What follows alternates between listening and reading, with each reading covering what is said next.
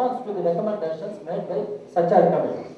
In such a mass campaign, in such a popular movement and people's actions, I can assure you, my party will always be with you. Because we treat people as people. And we do not trade with the destiny of the people. And we always commit to the people's interest. And people's interests are supreme for us. And we can go to any extent of making supreme sacrifices in defense of people's interests and their rights. In this case, for you also. That is my word. Thank you. Party ruled his last 30 years in West That government is there. I told you. Maulana Abdul Mannan side. The government Anand is there. He is member of parliament from West Bengal. He will be explaining to you. There are reasons. He will explain to you. It is not that we justify what is there. But what are the reasons he will explain? Why do you get agitated? It is not only West Bengal, everywhere. At least West Bengal people are safe. In other places people are not safe. No problem, Mr. Raj. No. I am telling you, let us argue. I understand. Yes, it is a matter of concern for us also. Why Muslims lag behind. But in West Bengal, the situation you have to see, there is a difference. There people are safe. In Gujarat, people are not safe. We don't expect the answer from you I explained. as the Lalu Yadav. No. We don't compare. What about Meerut and Malyana, sir? What about Meerut and Malyana? That You are saying about you asked Meerut Meerut. and Malyana. Yes, you asked Meerut. Meerut is part of UP. You asked why that the state government is behaving like that. You asked. You are in the government. We are not in the government. What are you talking? Uttar Pradesh, we are not in the government. What are you talking? That is why there is a mass awareness campaign among Muslims. I am telling you, I come from Tamil Nadu. I know Muslims there. They are called labbais, old labbais, new labbais. Literacy level is so low, and I find there is lack of political awareness, social awareness, and they should be told what is happening in this country, what are the laws existing in this country, and people are not aware of such things. And who will do this campaign? Young people like you should undertake such a mass awareness campaign among Muslims. That's what I want to say. Thank you very much. आज के programme का उन्वान मुसलमानों का सियासी इस्तेहसाल और Sachar committee का सच। गुजारिश है मुकर्रीन से कि वो मौजू को मद्देनजर रखते हुए गुफ्तगू करें। Mister D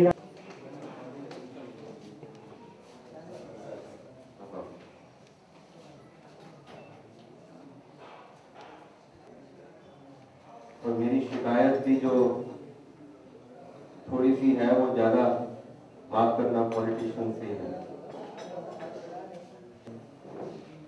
and as former secretary of supreme court bar, जितना मेरा थोड़ा बात आपसे करना चाहता हूँ। आप सभी पढ़े लिखे लोग यहाँ मौजूद हैं। ट्यूशन प्रोवाइड करता है जिसपे मेरा अपना सोचना ये है कि उन बातों पे जिन लोगों को गौर करना चाहिए था उन्होंने नहीं किया है। I am very clear in that. Education का राइट आप सबको पता है,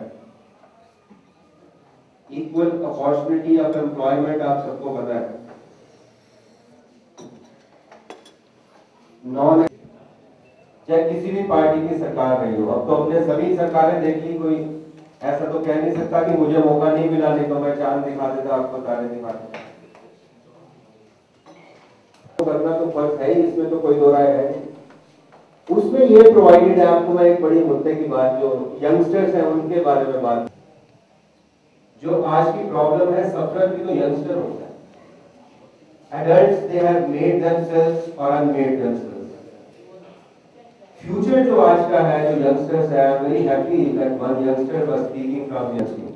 जब सरकार का एक फर्ज है, कॉन्स्टिट्यूशन में आप देखो ये प्रोवाइड किया गया है कि सरकार ऐसा काम करेगी जिससे किसी भी व्यक्ति, हिंदुस्तान के पास जितने भी रिसोर्सेज हैं उन सबका इक्वल यूटिलाइजेशन होना चाहिए। दूसरे के लिए दो वक्त की रोटी मुश्किल है या उसके बच्चों की एजुकेशन मुश्किल है। कोई सच्चर कमीशन ने माफ करना नई बात नहीं की है, ये बातें हमें मालूम है। और मैं ये भी सोचता हूं कि एक्सप्लॉयटेशन का कोई स्कोप नहीं है। मैं तो ये बात से पहले खुदा बंदे से खुद पूछे बता तेरी रजा क्या है। हमें अपने आप को ऐसा किरदार बनाना है, मैं ये सोचता हूं। और किरदार में नया एक्ट है आरटीआई एक्ट, जिसमें आप इंफॉर्मेशन पूछ सकते हैं।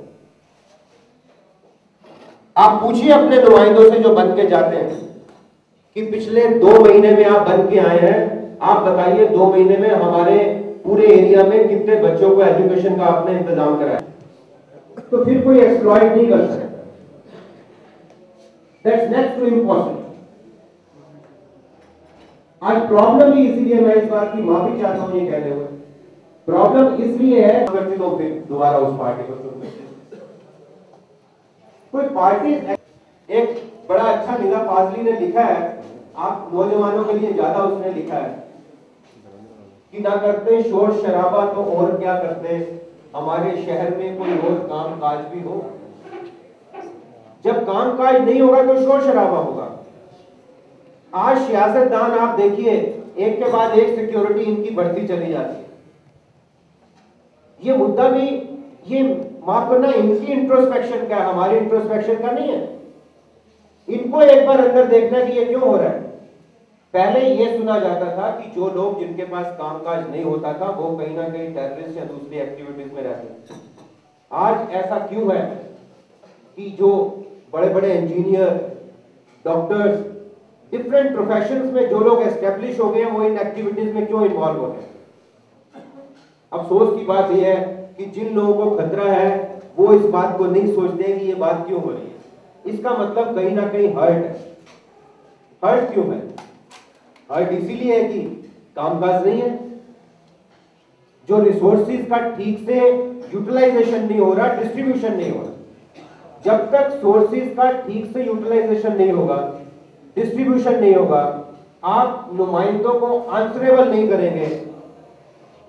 माफी चाहता हूं ये कहते हुए कि ये सेमिनार्स वगैरह का कोई यूटिलाइजेशन नहीं है। सेमिनार से एक रेजोल्यूशन होना चाहिए। हम सबको अपना अपना एक रिजॉल्व करना है कि हम पूछेंगे सियासतदानों से कि आप बताइए कितने स्कूल बनाए, कितने बच्चों को एजुकेशन दी, कितने बच्चों को प्रोफेशनल ट्रेनिंग दी। जब तक नहीं होगा, हिंदू या मुसलमान, मैं तो ये सोचता हूँ हिंदुओं में भी बहुत लोग हैं, ऐसे बहुत लोग हैं जिनको बहुत प्रॉब्लम्स है। सिखों में भी है, ईसाइयों में भी है, हर धर्म में। मैं तो फंडामेंटली इस चीज के बिल्कुल फेवर में नहीं हूं, इस बात को मानता नहीं हूं कि कोई इंसान किसी का एक्सप्लॉयटेशन कर सकता है। एक्सप्लॉयटेशन क्या, हम कहते हैं वोट मांगते हैं, वोट आप उसको मत दो, और वोट दे भी दिया है उसको बुला के पूछिए कि आपने क्या किया है। एक बहुत जरूरी एक हमारे कॉन्स्टिट्यूशन में एक प्रोविजन है, यंगस्टर्स के लिए मैं खास तौर पे कहता हूं उनको पढ़ें जरूर। एक ये भी प्रोविजन है कि सरकार का ये भी फर्ज है, आप अगर, मैं I have no inhibition telling you this, पता नहीं वो मेरे को अगर कंटेम्प्ट इशू करना चाहेंगे तो करेंगे। मेरी सोच जो है कि 99% पॉलिटिशियंस को ये बात नहीं पता है कि कॉन्स्टिट्यूशन में एक ये भी प्रोविजन है कि उन लोगों का ये फर्ज है कि ऐसी यहां पर पोजीशन हो कि हर बंदा उसका इनर डेवलप करना, सेल्फ डेवलप करना, जो हर रिलीजन में यही बात कही है, to ultimately to connect with self. ये पॉलिटिशियंस की, ये रूलर की ड्यूटी है, ये कॉन्स्टिट्यूशन में प्रोवाइडेड है। अगर आप उनसे पूछेंगे तो उनको पता नहीं चलेगा ये कौन सा प्रोविजन है। और फंडामेंटल डिफरेंस ये, आप ये बात सोचिए, ये सबके सामने होता है। एक आप रास्ते में एक्सीडेंट देखते हैं, 10 लोग एकदम निकल जाते हैं, 11वां व्यक्ति आता है, वो देखता है कि अरे बाबा इसका इतना खून आ रहा है, इसको हॉस्पिटल लेके जाना है। ऐसा क्यों होता है? आप सोचिए, यंगस्टर्स को सोचने की बात। मुद्दा ये है, उस 11वें व्यक्ति के दिल में एक दर्द है, उसके दिल में एक दर्द है कि मेरे को ये लेके जाना है। इसी तरह जब तक पॉलिटिशियन के, ये कॉन्स्टिट्यूशन जब बनाया गया तो तब उन्होंने लिखा उसमें कि आपको सेल्फ इंप्रूव करना है। जब तक उनके दिल में दर्द नहीं आएगा, तब तक ये 60 साल आज हो चुके हैं, 70वें साल में एक और रिपोर्ट आ जाएगी। मेरी सोच सिर्फ इतनी है कि आप इन मुद्दों पे यंगस्टर्स जो है, आप जैसी मिस्टर राजा ने एक बात तो कम से कम बिल्कुल ठीक करी कि अफर्मेटिव एक्शन जो मूवमेंट आप सबने मिलकर अपने एक दूसरे को सब लोग रिस्पॉन्सिबिलिटी लें कि मेरे को उस मोहल्ले में, मेरे को उन 10 लोगों के साथ, मेरे को उस सोसाइटी में बच्चों को एजुकेशन का इंतजाम कराना है, वहाँ बच्चों का जब पॉपुलेशन ज्यादा है वहाँ ये बात करनी है, और वहाँ के नुमाइंदों को लाकर ये दिखाना है कि यहाँ पर रोड नहीं है, यहाँ पर एम्प्लॉयमेंट नहीं है। जब तक हम इन लोगों को गौर नहीं करेंगे, जब तक हम अपने राइट के लिए खुद नहीं लड़ेंगे, तो ये बात होती चली जाएगी। Thank you very much.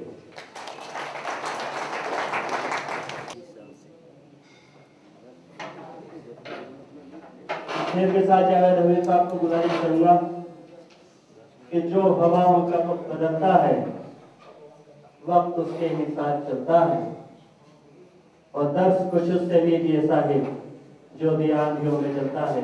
जनाब जावेद हमीद साहब स्टेज पे बैठे हुए लोगों और बाहर में बैठे हुए लोगों, एक बात ये है कि सीपीआई मौजूद है, सीपीएम मौजूद है, बीजेपी पार्टी मौजूद है, बहुत भाजपा मौजूद है, लेकिन कांग्रेस को कोई मानता नहीं। कांग्रेस कहीं नजर नहीं आती है सर। एक सच को इस पर जो सेमिनार में सच नजर आ रहा है वो ये है कि कांग्रेस लाया है।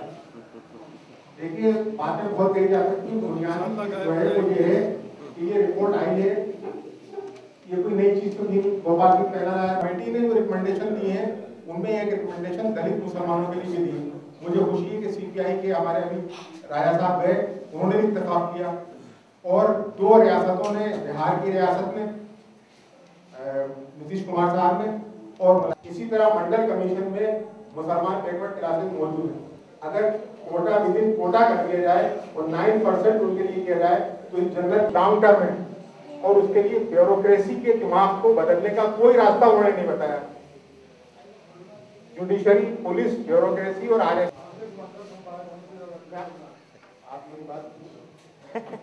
और इन खंभों में सबसे अहम दिलचस्प खंभा जो है में रही और रियासतों में भी रही। इस रिपोर्ट के आने में जो खेल किया गया है वो ये किया गया है कि नहायत मुतहर्रिक आदमी है और बड़े दर्दमंद भी है और बिल्कुल ऐसे इंसान है जो अल्लाह पे भरोसा करते हुए कोई भी काम शुरू करते हैं। तो कम से कम उन्होंने ये बहस शुरू की, जैसा कि अभी मुझसे पहले हमारे एडवोकेट साहब ने कहा कि पीपल्स मूवमेंट, लेकिन पीपल्स मूवमेंट जब मुसलमान चलाते हैं तो उसको फंडामेंटलिज्म कहा जाता है। अगर आप खामोश रहे तो कुछ नहीं होता, पार्लियामेंट में डिस्कशन होगा, लेकिन क्या पार्लियामेंट के डिस्कशन को हम पार्टी वाइज देखेंगे या नेशनल कंसेंसस की बात देखिए तो नेशनल कंसेंसस को नेशनल कंसेंसस की तरीके से होना चाहिए। ये नहीं हो जाएगी कि पार्लियामेंट में आप घूमे रहे, एक पार्टी कुछ कह रही, दूसरी पार्टी कुछ कह रही। जिन चीजों पर रिकमेंडेशन है उनको एनडीए से बात करना चाहिए, क्योंकि अटल बिहारी वाजपेयी साहब जब वजीर आजम थे तो उन्होंने बिहार में तकरीर की, उन्होंने कहा कि हम 2 लाख उर्दू टीचर भर्ती करेंगे। तो आप हम अटल बिहारी वाजपेयी साहब से सब पूछ सकते हैं कि आप तो प्राइम मिनिस्टर नहीं है, क्या मौजूदा प्राइम मिनिस्टर को क्या आप हक देंगे कि वो 2 लाख टीचर भर्ती करें या ना करें? और अगर आपने सिर्फ मशायरे की और लफाजी की तो 60 साल का ये सच आपके सामने आया है कि कोई नया सच नहीं। जैसा कि मैंने आप सच कर दिया, जुडिशरी को उसकी रिकमेंडेशन नहीं आई, जेल की रिकमेंडेशन हमारे सामने नहीं आई, तो इन रिकमेंडेशन को क्यों निकाला गया? फौज की रिकमेंडेशन बीजेपी ने एहतियात किया, प्राइम मिनिस्टर डर गए, डिफेंस मिनिस्टर डर गए, उन्होंने निकाल दिया। क्यों निकाल दिया? इसमें क्या खराबी है?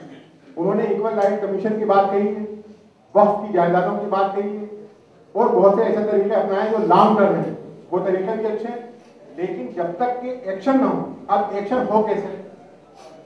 अगर मुसलमान को एहतियात करेंगे तो ये कहा जाएगा कि साहब इसके ऊपर ये सियासत कर रहे हैं। हमारी बड़ी बदनसीबी थी, हम जैसे लोग क्या करें? बाबरी मस्जिद का मसला ले लीजिए आप, उसमें इस तरह का एक्सप्लॉयटेशन किया गया। सेकुलर पार्टी अपने आप को कहने वाले जरा जायजा लें, एक्शन कमेटी के लोग तो बदनाम हुए, उन पे तो ये इल्जाम आया तो उन्होंने एक्सप्लॉइट किया। उनका कसूर ये था कि उन्होंने पार्लियामेंट पर, उन्होंने जुडिशरी पर, सुप्रीम कोर्ट पर, नेशनल इंटीग्रेशन काउंसिल पर और तमाम सेकुलर पार्टियों को यकीन किया। बीजेपी का तो मालूम था, वो तो एक राय रखते, खुली राय, आप माने ना माने, उनकी एक राय थी, वहां जमाओ को एक राय था, लेकिन सुप्रीम कोर्ट का क्या रोल था? क्या एक भी सेकुलर बड़ा लीडर में नाम लेना नहीं चाहता? अयोध्या में मस्जिद के शहादत के बाद गया, पूछिए जरा, मुसलमानों का मुतालबा है कि मस्जिद उसी जगह तामीर की जाए। क्या मुल्क की किसी एक भी सियासी जमात का रेजोल्यूशन है, किसी एक भी सियासी जमात का रेजोल्यूशन कि मस्जिद उसी जगह बनाई जाए? 6 दिसंबर को खड़े हो जाएंगे ड्रामा करने। मलियाना आशुपुरे के फसादात, वो फसादात नहीं थे, पुलिस एक्शन था, पीएससी एक्शन था, वो फसाद नहीं था। गुजरात का फसाद यकीनन बहुत बुरा है, लेकिन क्या गुजरात का फसाद आखिरी और पहला फसाद है? आसाम में जो हुआ क्या हुआ, भागलपुर में क्या हुआ, अभी आप देखिए बंबई में जो हो रहा है मुसलमानों के साथ, मालीगांव में बम फिरते हैं, बम चला जाते हैं, मुसलमान गिरफ्तार।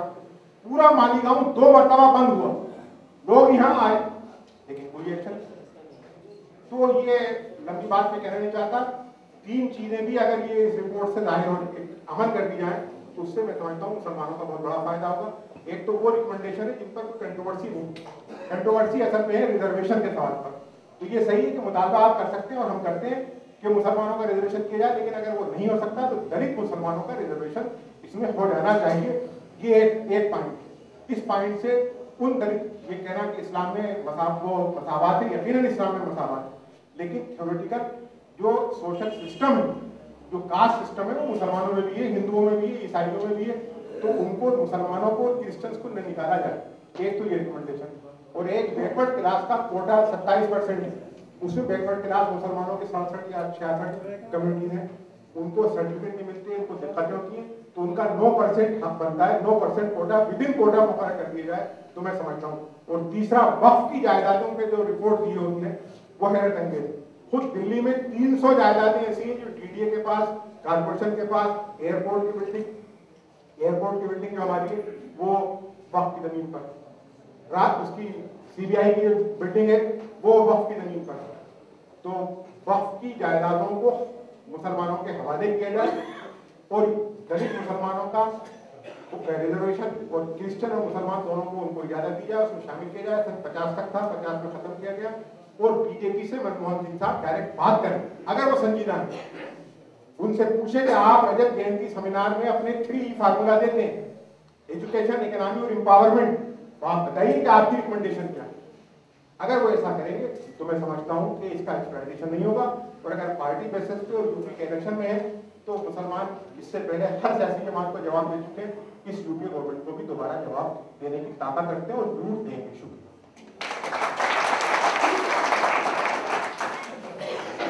शुक्रिया जावेद साहब, बड़ी संजीदा गुफ्तगू थी।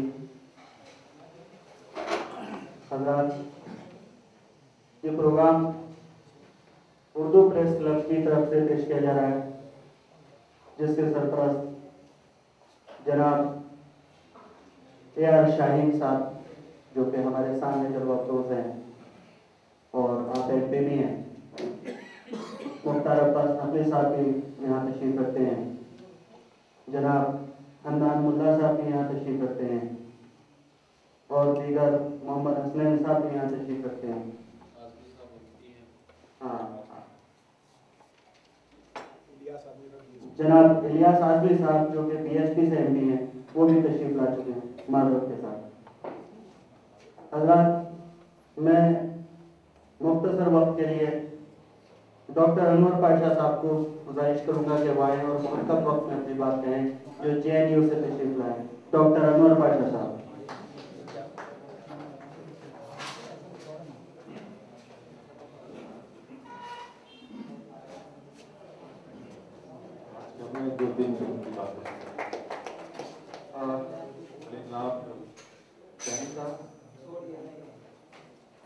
जावेद साहब, जावेद साहब और फराबाद नकवी साहब और कॉमरेड अहमदुल्लाह साहब और मुअज़्ज़ज़ ख़वातीन हज़रात, आज़ाद हिंदुस्तान की तारीख में यकीनन ये पहला मौका है जब हम मुसलमानों की तस्मानगी के हवाले से मुल्की सतह पर बहस मुबाहसे में हिस्सा ले रहे हैं और कौमी सतह पर एक माहौल मुसलमानों के हवाले से तस्मानगी पे और फिक्र के हवाले से एक माहौल बना है। इसमें कोई दो राय नहीं। ये कहा जाता रहा है और कहा जा रहा है कि ये कोई नई बात नहीं है जो सच्चर कमेटी ने कही है अपनी मैं इससे बता दूं, ये पहली ऐसी कमेटी है आजाद हिंदुस्तान में 50, 55, 60 साल के अंदर कि जो खालिस मुसलमान की पसमानदगी का पता लगाने के लिए तश्कील दी।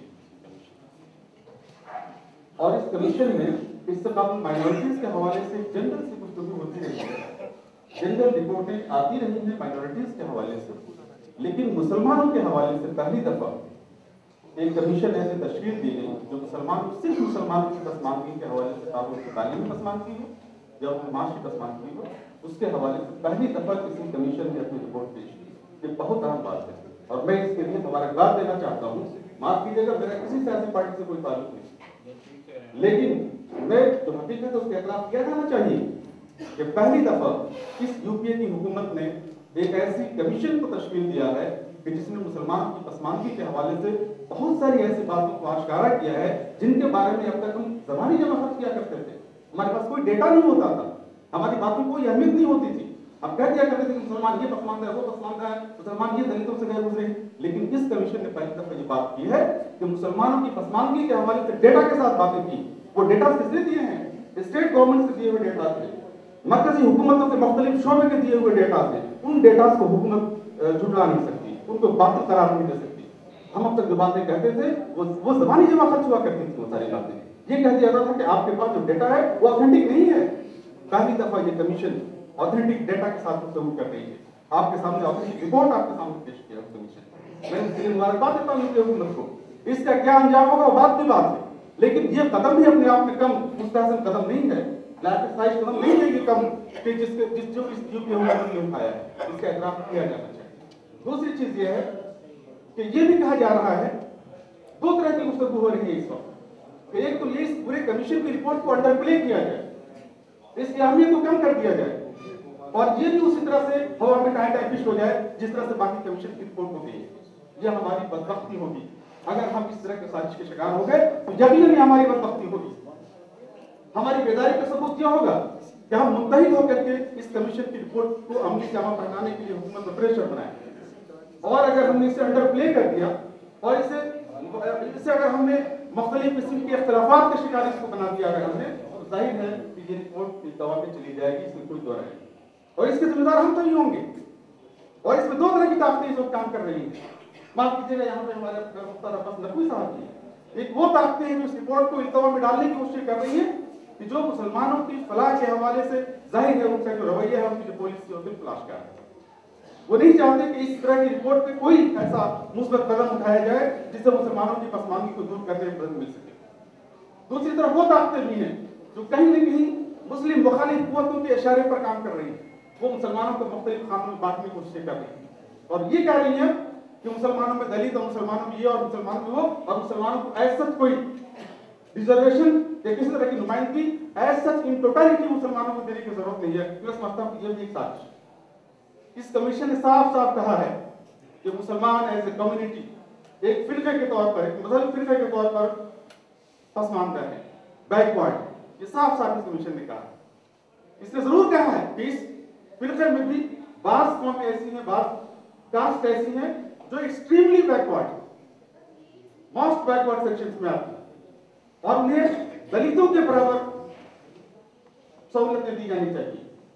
लेकिन साथ ही साथ ये भी हमें ध्यान रखना चाहिए कि मुस्लिम दलित को, मुस्लिम ओबीसीज को अगर आपने कौमी सतह पर दूसरे फिरके के दलितों के साथ या बैकवर्ड के साथ अगर आपने बात दिया तो उसका हश्र जो होगा वो आपको मालूम है।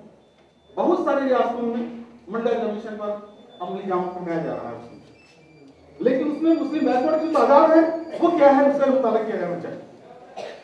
हमारी तंजीम ने इसी तरह मुताला किया और ये महसूस किया कि मुख्तलिफ रियासतों में मंडल कमीशन के नाम पे जिन बैकवर्ड्स को दिया गया है, सहूलतें दी गई, रिजर्वेशन दिए गए हैं, उसमें मुसलमानों की नुमाइंदगी जीरो के बराबर है। क्या मुस्लिम ओबीसीज या तो उसके साथ कम्पीट कर सकते हैं? क्या मुस्लिम ओबीसीज दूसरे एफिलिएट जो क्लासेस हैं ओबीसी उनके साथ कम्पीट कर सकते हैं? नहीं कर सकते। मुसलमानों के लिए इन टोटलिटी जरूरत इस बात की है कि हुकूमत से मुतालबा किया जाए कि मुसलमानों के लिए एक मजबूरी तौर पर आप उनकी नुमाइंदगी मखसूस कर दें, 15%, 20% जो भी मखसूस कर दें, और मुसलमान उसमें तय करें कि उसकी मॉडलिटीज क्या होंगी। यकीनी तौर पर उसमें क्रीमी लेयर को आपको अलग करना होगा और उस तबका को आइडेंटिफाई करना होगा जो मोस्ट बैकवर्ड है मुसलमानों में। क्या क्या मुसलमानों में कास्ट से यकीनन है और ये लानत है इस बदसगीर की। इस्लाम में दुनिया में कहीं भी किसी मुल्क में कास्ट सिस्टम नहीं है, सिर्फ इस बदसगीर में है। ये हिंदुस्तानी माशरे का असर है। लेकिन यहाँ कास्ट सिस्टम जरूर है लेकिन छुआछूत नहीं है, अनटचेबिलिटी नहीं है। हम इसमें फर्क करना चाहिए।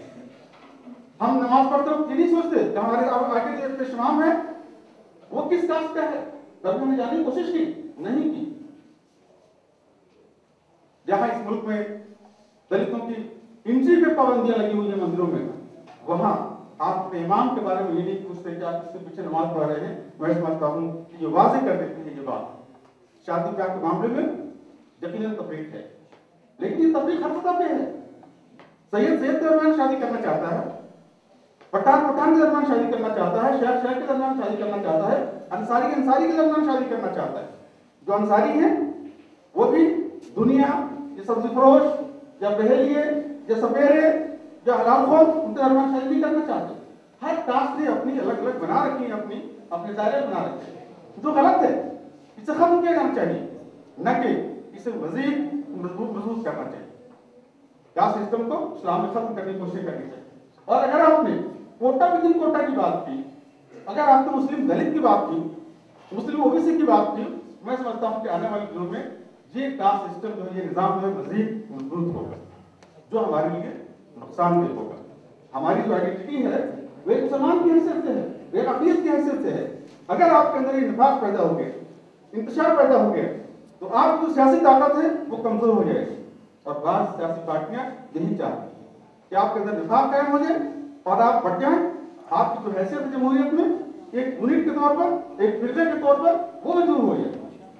मेरा ख्याल है कि मैंने बहुत वक्त ले लिया है, अब चलो मुझे बढ़ाया जा चुका है। मैं इतनी बातों के साथ आपसे सिर्फ ये कहूंगा कि इस रिपोर्ट को जाहिर न करने की जरूरत है। मुल्की सतह पर मुहिम की, एक बेदारी की, और हमें उसके लिए तैयार होना चाहिए। ये बातें भी कही जा रही है कि ये रिपोर्ट जो है वो सियासी नौयत की रिपोर्ट है। ये रिपोर्ट वोट बैंक वाली रिपोर्ट है, इलेक्शन प्रेशर रखकर तैयार की गई। माफ कीजिएगा, इस हुकूमत ने कायम होने के बाद ही ये कमीशन तश्कील देती। आमतौर से हुकूमतें इलेक्शन से कबल ऐसी कमीशनों का ऐलान करती है, ऐसे सब बात दिखाती हैं। यूपीए हुकूमत ने इक़्तिदार में आने के साथ ही इस कमीशन को कायम किया था। इसको भी ध्यान रखना चाहिए, इससे कहीं न कहीं उनकी संजीदगी का अंदाजा होता है। और यूपी में सिर्फ कांग्रेस नहीं शामिल है, बाएं बाजू की पार्टियों का भी दबाव है उसमें। बाएं बाजू की पार्टियों की दबाव की वजह से ये रिपोर्ट पार्लियामेंट में पेश हो सके, वरना शायद इसमें वक्त लग जाता। बाएं बाजू की पार्टी ये भी कह रही हुकूमत को कि आप अपने बजट का एक मखसूस हिस्सा माइनॉरिटी कम्युनिटी के प्लान के हवाले से मखसूस करते हैं। 15%, 20% जो भी है उसको मखसूस करते हैं। मेरा ख्याल है कि तमाम बातों को सामने रखना चाहिए और हमें इस रिपोर्ट को अमली जमा पहनाने के लिए अपने आप को एक मुहिम की शक्ल में, एक बेदारी की शक्ल में पूरी मुल्की सतह पर मुसलमानों को मुत्तहिद करते हुए एक बेदारी की मुहिम चलानी चाहिए। शुक्रिया। डॉक्टर अनवर पाशा साहब अभी आपसे गुफ्तगू कर रहे थे, पर्ची देने के बाद में काफी वक्त, लेकिन मुझे हुक्म हुआ है कि उनके पास वक्त की कुछ कमी है और इस मजबूरी के तहत उन्हें मैं गुफ्तगू के लिए बुला रहा हूँ। इस शेर के साथ कि ऐसा माहौल मोहब्बत का बनाया जाए, जो है बेगाने गले उनको लगाया जाए, और जिन चरागों से तासुब का धुआं उठता है, दोस्तों ऐसे चरागों को बुझाया जाए। जनाब मुख्तार अब्बासी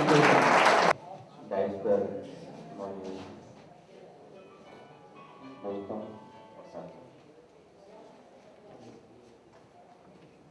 सही मायनों में ये जो बहस मुसलमानों के एक्सप्लॉइटेशन, पॉलिटिकल एक्सप्लॉइटेशन को लेकर शुरू हुई है, ये बहस आज सज्जर कमेटी की रिपोर्ट आने के बाद नए सिरे से शुरू हुई है। इससे पहले भी होती रही है और इन 60 सालों में न जाने कितनी बार हुई होगी और कितनी बार बहस होने के बाद एक्सप्लॉइटेशन मुसलमानों का बढ़ता रहा होगा। मैं तो एक बात, क्योंकि वक्त की कमी है, मैं सिर्फ एक बात कह करके अपनी बात शुरू करूंगा कि एक्सप्लॉइटेशन की जब हम बात करते हैं तो बेशक नौकरियां हैं, एजुकेशन है, बराबरी का जो एहसास होना चाहिए आम मुसलमानों को वो नहीं है, या तरक्की के और जो शोबे हैं। लेकिन मैं, क्योंकि मेरा जो खुद का अपना एक्सपीरियंस है जिसमें कि मैंने सबसे ज्यादा पॉलिटिकल एक्सप्लॉइटेशन महसूस किया है, वो है हज कमेटी का मैं मेंबर हूं। और मैं जब आया तो तब भी मैं सुनता ही रहता था कि साहब बहुत सब्सिडी है, मुसलमानों को क्यों सब्सिडी दी जा रही है, मुसलमानों को सब्सिडी दे करके जो है वो गलत हो रहा है। मेरी पार्टी भी उसकी मुखालफत करती थी और भी कुछ पार्टियां करती थी, कुछ और लोग कहते थे कि साहब ये कैसा सेकुलर देश है कि मुसलमानों को सब्सिडी दी जा रही है और जो तीर्थ यात्राएं हैं उसमें सब्सिडी नहीं दी जाती।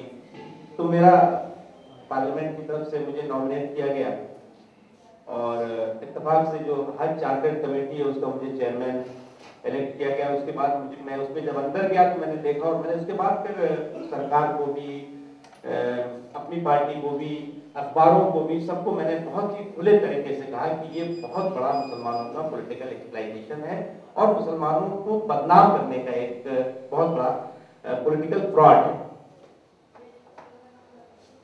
एक हाजी जो कि जद्दा जाता है उससे 12,000 रुपए लिया जाता है, 12,000 13,000, तो एक हज के लिए लगभग 1 लाख रुपए का खर्च होता है। जद्दा की यहां से दूरी जो है वो एक लगभग 2200 माइल है, मील, और उसका किराया एयर इंडिया लेती है। शाहीन साहब की श्रीनगर से अगर कोई हज करने जा रहा है तो उसको 60,000 रुपया देना पड़ेगा। यानी श्रीनगर से दिल्ली आएगा, दिल्ली से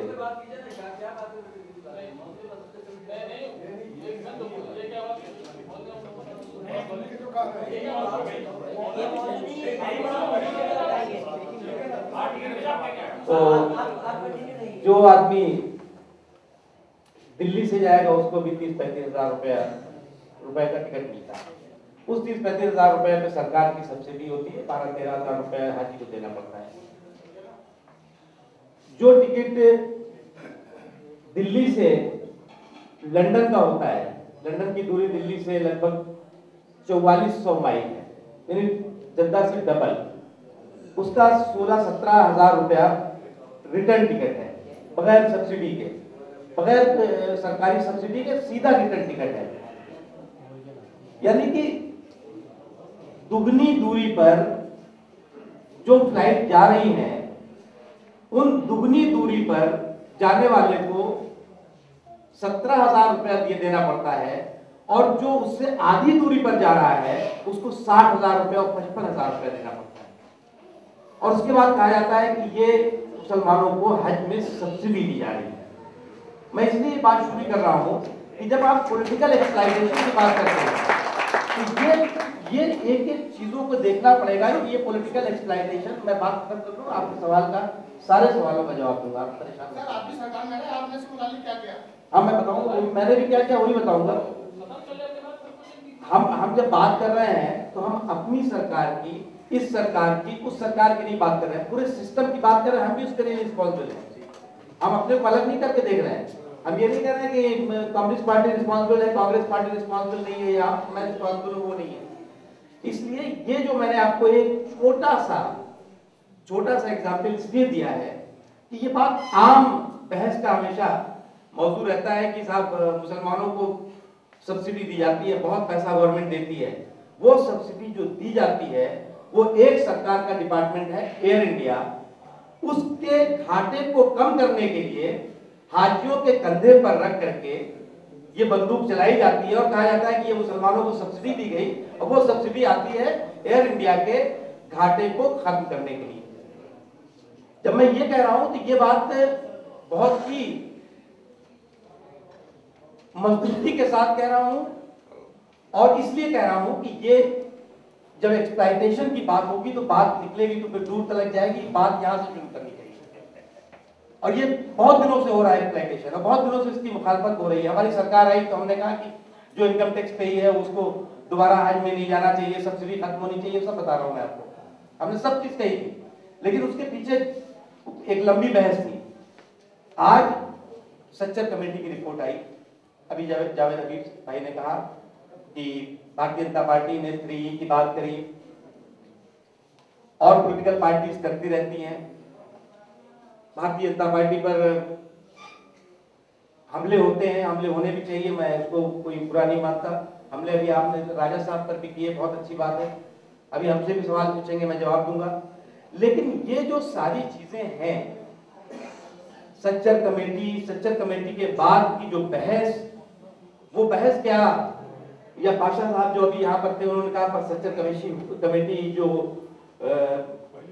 पहली बार है, पहली बार, इससे पहले भी मुझे याद आ रहा 3-4 बार शायद बनी है इस तरह की कमेटियां, गोपाल सिंह पैनल, उसके पहले भी, और वो सब रद्दी की टोकरी में पार्लियामेंट में कहीं ना कहीं है भी कि नहीं है, या दिमाग खा गई है। लेकिन मुसलमानों के हवाले से पहली वाहिद कमेटी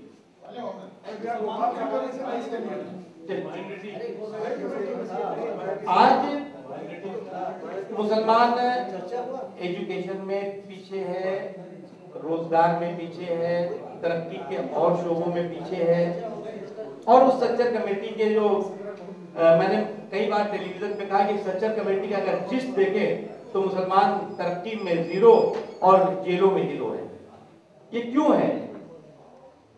ये आज ये कौन से ऐसे हालात पैदा हुए हैं कि आज 60 सालों में हिंदुस्तान का मुस्लिम नौजवान आज जो है वो कह रहा है कि उसे रोजगार चाहिए, आज उसे कह रहा है कि उसको जो है बराबरी का एहसास नहीं हो रहा है, उसको हमेशा। इसलिए मैं नहीं कह रहा हूँ कि इस सरकार में ये 2.5 सालों में इस सरकार ने कर दिया, या 6 सालों में हमारी सरकार ने कुछ कर दिया। ये 60 सालों का जो सफर है, कभी सेकुलरिज्म का सफर, तो कभी कुछ और सफर, तो कभी कुछ और सफर, ये जो सफर हुआ है, इस सफर ने अगर सबसे ज्यादा किसी समाज के हिस्से को एक्सप्लॉइट किया है तो वो है मुसलमान। मैं एक्सप्लॉइटेशन की बात जब कर रहा हूं तो उसमें ऐसा नहीं कि हिंदुओं का एक्सप्लॉइटेशन नहीं हुआ, पॉलिटिकल एक्सप्लॉइटेशन तो दोनों का हुआ है। हिंदुओं का भी पॉलिटिकल एक्सप्लॉइटेशन हुआ है, मुसलमानों का भी पॉलिटिकल एक्सप्लॉइटेशन हुआ है। एक्सप्लॉइटेशन करने वाली ताकतें हो सकता है कि अलग अलग हो, अलग अलग तरीके हो एक्सप्लॉइट करने के, लेकिन एक्सप्लॉइटेशन, सियासी एक्सप्लॉइटेशन दोनों का हुआ है।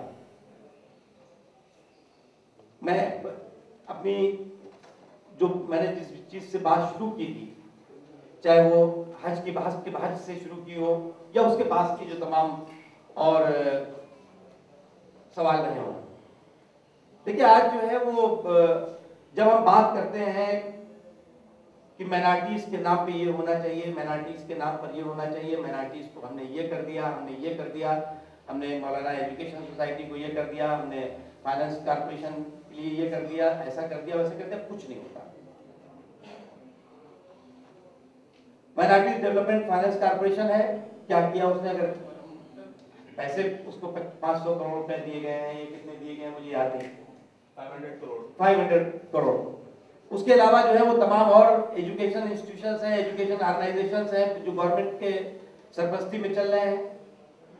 आपने जब माइनॉरिटीज को तरक्की की जो धारा है उसमें अलग कर दिया और कहा कि तुम माइनॉरिटीज की तरक्की अलग से होगी और मेजॉरिटी की तरक्की अलग से होगी, तो ऑटोमेटिकली वो फिर तरक्की नहीं हो पाती, फिर वो सिर्फ कागजों पे तरक्की होती है। अभी एक किसी भाई ने सवाल किया, कम्युनिस्ट पार्टी की जो सरकार है वहां पर वेस्ट बंगाल में 25-30 साल से चल रही है, वहां पर तो राजा साहब ने भी वही गिनाया कि नहीं हमारे यहाँ माइनॉरिटी फाइनेंस कॉर्पोरेशन बना हुआ है, हमारे यहाँ ये एजुकेशन माइनॉरिटीज के एजुकेशन का ये वो बना हुआ है ऐसा।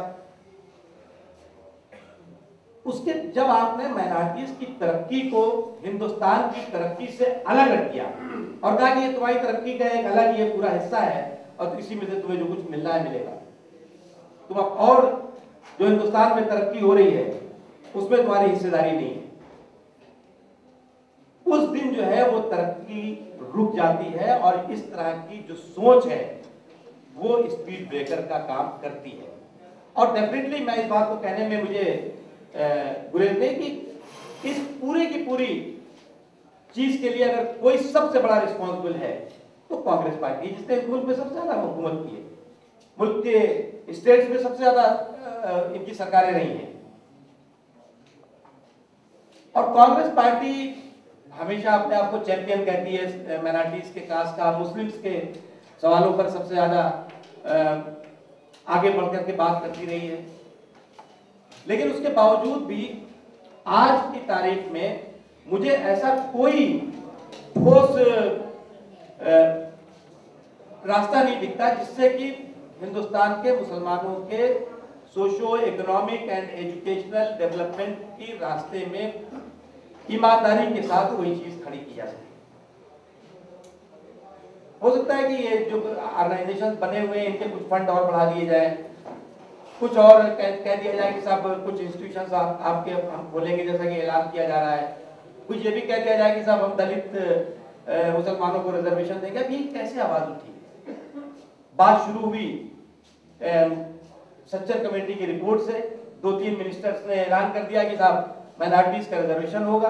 अब ये सच्चर कमेटी की रिपोर्ट और सच्चर कमेटी की रिपोर्ट में जो चीजें सामने आई उस पर बहस ना होकर के बहस रिजर्वेशन की तरफ चली गई कि मुसलमानों को रिजर्वेशन मिलना चाहिए कि नहीं मिलना चाहिए। आपके इस बारे में क्या राय है कि मुसलमानों को रिजर्वेशन मिलना चाहिए या मैं बताता हूँ आपको अपनी राय। रिजर्वेशन मिलना, मुसलमानों को रिजर्वेशन मिलना चाहिए। अब ये 2 मिनिस्टर्स ने, 3 मिनिस्टर्स ने, कैबिनेट के लोगों ने कह दिया। अब सच्चर कमेटी ने जो कांग्रेस का जो हिंदुस्तान के इन 60 सालों में जो आईना दिखाया, वो आईना तो एक किनारे हो गया। उस आईने की जगह पर अब बहस शुरू हो गई कि रिजर्वेशन होना चाहिए कि नहीं होना चाहिए। अब फिर मुसलमानों में दलितों को रिजर्वेशन मिलना चाहिए कि नहीं मिलना चाहिए। कुछ लोगों ने कहा मिलना चाहिए, कुछ लोगों ने कहा नहीं मिलना चाहिए। ये बहस शुरू हो गई। इस बहस के बाद सच्चर कमेटी ने क्या कहा, सच्चर कमेटी के कहने का क्या मतलब था, या सच्चर कमेटी की रिपोर्ट से क्या चीज उभर के आई, वो तो पीछे रह गई। उससे उभर कर आई कि रिजर्वेशन।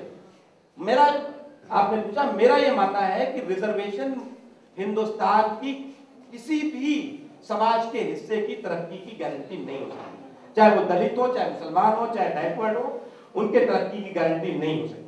और अगर तरक्की की गारंटी होती तो इस मुल्क का दलित, इस मुल्क का बैकवर्ड जो है आज सबसे ऊपर तरक्की के होता और वो जो है वो और लोग पीछे होते।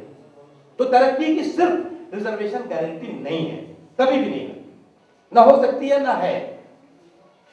आज जो है वो मुसलमान, मैंने भी पार्लियामेंट में 3 दिन पहले मैंने इस पे खुल करके मैंने बोला, मैंने कहा मुसलमान क्यों डरा हुआ है, क्यों सहमा हुआ है? सिर्फ इसलिए नहीं डरा सहमा हुआ है कि आप जो है वो उसको सिर्फ रोजगार नहीं है, उसको जो है वो उसके पास घर नहीं है, उसके पास जो है वो एजुकेशन नहीं है, इसलिए डरा सहमा हुआ है कि उसके ऊपर यकीन नहीं है। आज हर मुसलमान की दाढ़ी टोपी बिन लादेन की फैक्ट्री की बनी हुई क्यों दिखने लगती है? किसने ये बनाया है? ये किसने माहौल खड़ा किया है? भारतीय जनता पार्टी ने खड़ा किया है, अटल बिहारी वाजपेयी ने खड़ा किया है, आरएसएस ने खड़ा किया है। क्यों सिर्फ भारतीय जनता पार्टी को एक मोहरा बना करके कि साहब यही है, डरा करके, खौफजदा रख करके, एक ऐसा माहौल बना करके ये बीजेपी आ गई तो पता नहीं तुम्हें हिंदुस्तान से क्या खत्म कर देगी, इसलिए मुझे रखो, 60 साल हमने तुम्हें बर्बाद किया है, 160 साल और करेंगे। ये जो आज यकीन का माहौल खत्म हुआ है, आज जो लोगों में डर और खौफ का माहौल है, ये डर खौफ का माहौल हिंदुस्तान के मुसलमानों की तरक्की में सबसे बड़ा स्पीड ब्रेकर है। प्राइम मिनिस्टर रोज कहते हैं कि अलकायदा यहां घुसाया है, कांग्रेस पार्टी के प्राइम मिनिस्टर और भारतीय जनता पार्टी के prime minister, deputy prime minister Advani ji थे, उन्होंने हाउस के अंदर पार्लियामेंट में कहा कि हमें इस बात की खुशी है, हमें इस बात की खुशी है कि हिंदुस्तान में अल-कायदा की जड़ें कहीं नहीं है, किसी जगह पर नहीं है, अल-कायदा का कहीं कोई वजूद नहीं है। अब हमारे प्राइम मिनिस्टर हमारे भाई आ गए हमारे साथ हाउस में, मैंने हाउस में इनके सामने ये बात कही थी। अब हमारे प्राइम मिनिस्टर कहते हैं नहीं अलकायदा घुस आया है यहाँ पर। फौज में गिनती शुरू होती है साहब, फौज में मुसलमानों की गिनती हो रही है, कितने मुसलमान हैं, उसके बाद हम भर्ती करेंगे। मुसलमानों की गिनती होते होते जो है वो जैश ए मोहम्मद और लश्कर ए तैयबा और अलकायदा के लोगों की गिनती शुरू हो जाती है, कहते हैं साहब ये फौज में ये घुसा है। ये जो चीजें हैं तो सेकुलरिज्म के चादर में लपेट लपेट कर जो मुसलमानों को घूसे मारे जा रहे हैं। अब बीजेपी को आप तो खुले आप देख रहे हो बीजेपी को कह रहे हो आप ठीक है। आपने 6 साल में कितने फौज में भर्ती किए, कितने मुसलमान फौज में भर्ती किए? हमने एक भी नहीं किया। हमने हिंदुस्तानी भर्ती की, उसमें मुसलमान भी थे। बैठिए, हमने हिंदुस्तानी भर्ती की, उसमें मुसलमान भी थे। आपने उसकी परसेंटेज की? आप बैठ जाइए ना, अगला परसेंटेज आप आइए, हम बता देंगे आपको। हम जो है वो तो इसलिए मैं सिर्फ इतना कहना चाहता हूं कि तरक्की के रास्ते में सबसे पहले डर और खौफ का जो माहौल है वो जिस दिन हटेगा उस दिन तरक्की हिंदुस्तान के मुसलमानों की होगी एक ही। जिस दिन तरक्की को मजहब के नाम पर बांट दिया जाएगा, एजुकेशन को मजहब के नाम पे बांट दिया जाएगा, उस दिन जो है वो तरक्की जो है वो फिर आप ये सोचिए कि आपके अलग से कोई इस मुल्क में तरक्की होने वाली है वो नहीं हो पाएगी। ये गुजरात के बाद सबसे ज्यादा बनाया है, मैं मना क्या कर रहा हूँ, वो भी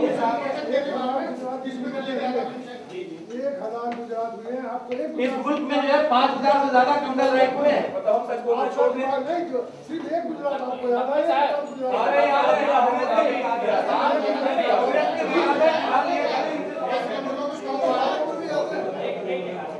ठीक है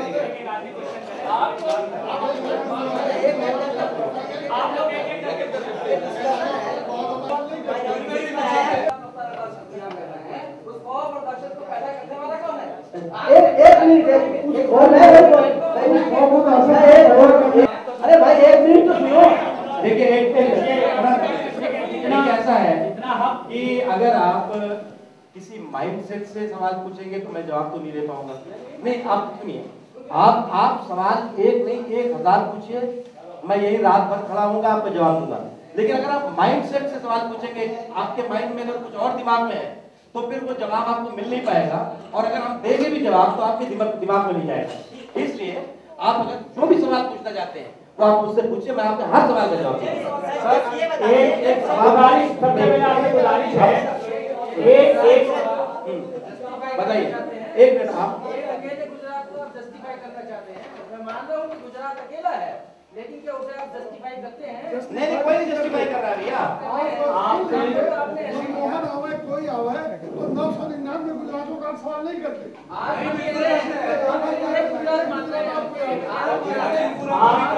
अभी रियाज आपके साथ जब तशरीफ लाएंगे तो उनसे जो है इस सिलसिले में आप सवाल करिएगा। मेरी गुजारिश है